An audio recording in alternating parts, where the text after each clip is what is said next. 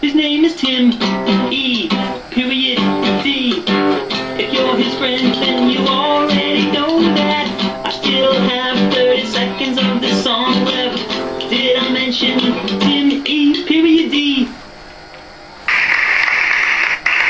Oh, thank you, everybody. Thank you. Looky here. Snapchat it. All right. Oh, man, I tell you, it's great. It's good. It's everything. My name is Tim, letter E, period D.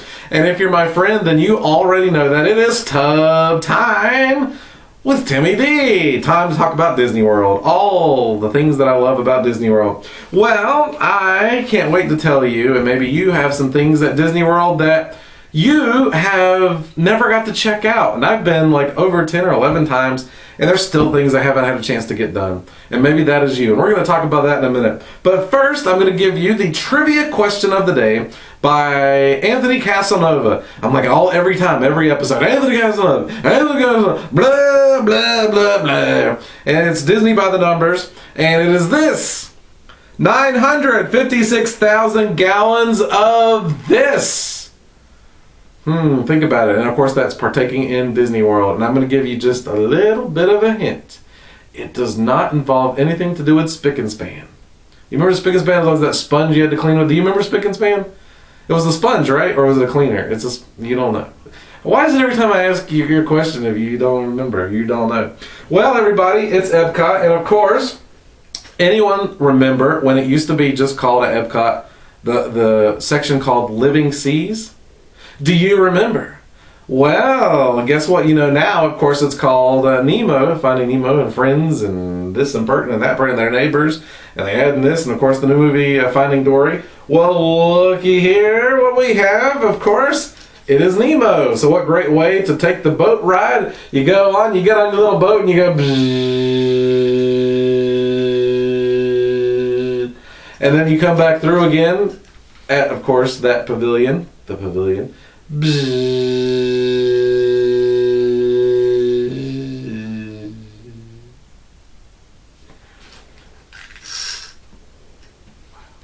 So again, I love that area. I love the Finding Nemo. I know a lot of people, the purists, have sit and argue. They're like, well, I want to keep it as pure as possible without adding a lot of the Disney characters. I'm kind of in the middle with that, actually. I don't have a problem, but I do feel like over time they have added probably too many. Because now I think the biggest faux pas for me was taking Norway and then changing it into Frozen. But of course, Disney is not in a charity type situation. They're here to make money. So you can't really blame them for taking that and turning Norway into something more for Frozen to bring people into that. And this is what I thought. This was my ideal all along before I found out they were starting to do different things for Frozen with each park. I thought, all right, you've got a cash cow going on right now. So you take each park and you do add something with Frozen in it.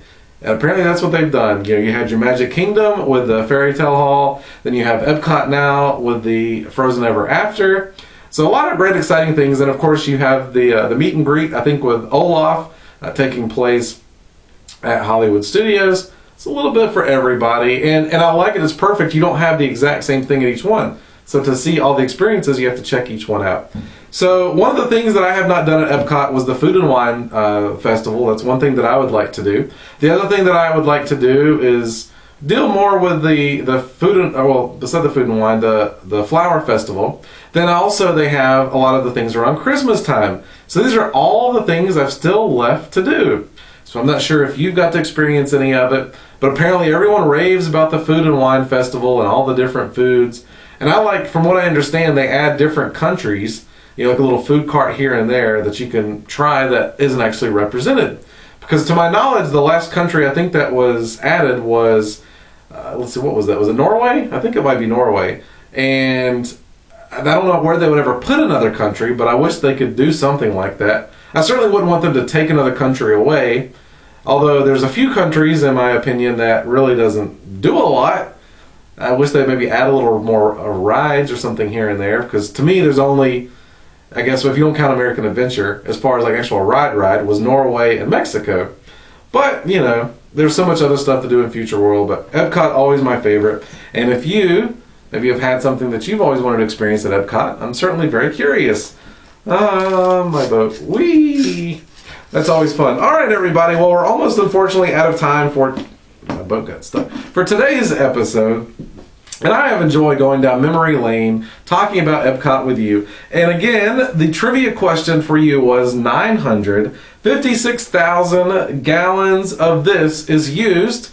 And you would think we would be talking about the living seas. I bet everyone at home was thinking that. Come on, admit it. You know you were. All right, well, we have done a living seas trivia question before, but it's not that. It actually has nothing to do with Epcot.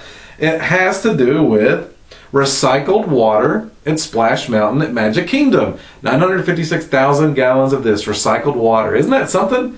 They're very smart people they are at the old Disney World. Well, that's all the time I have for today's episode. As always, I hope that you have a magical day, and I bid you a farewell. Bye-bye.